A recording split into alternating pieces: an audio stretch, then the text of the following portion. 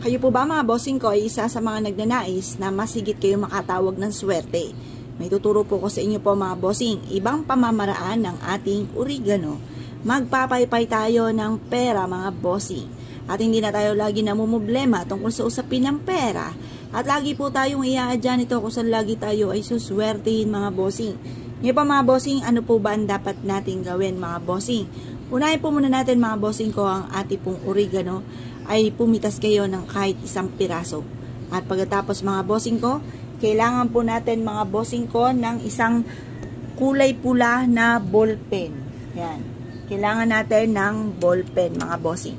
At pagkatapos ay isulat dito ang numero na iyo laging tinatayaan.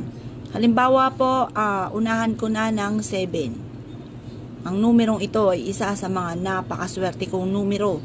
Tapos ay 5. Yan ang aking paboritong numero. Tapos 8. Yan po mga bossing ko ang aking paboritong numero. At ang aking edad ay 41. Yan po mga bossing. 4 na numero. At ang maswerteng numero ng aking anak ay 10. Yan. At ang anak ko magba-birthday na, ang aking panganay ay 19 years old na siya. Yan po mga bossing. Hindi ko nasasama ang aking may toyong asawa. Okay na po yan. Ngayon po mga bossing, ito na ang aking numero na inaalagaan. Tapos sabihin nyo po dito, mananalo. Yan, mananalo ako ng jackpot. Yan, jackpot. Pagtapos, mag-wish na kayo na mula sa inyong pong puso kung ano pa ang gusto nyo pong i-wish po dito. Sabihin nyo po yung magkakaroon ako ng negosyo na dito na ako yayaman, magkakaroon ako ng malaking bahay, magkakaroon ako ng magagarang sasakyan at lahat ng mga pangarap ko ay matutupad. I-wish nyo na lahat ng gusto po ninyo mga bossing. Bahala na po kayo kung anong gusto nyo pang idagdag po dito. Pero basta't ikaw ay naniniwala. Kasi ako po mga bossing, kahit malabo pa sa katotohanan mga bossing, lagi akong naniniwala na like ko sinasabi na magkakaroon ako ng ganito, magkakaroon ako ng ganyan. Pero sa totoo wala pa ha mga bossing.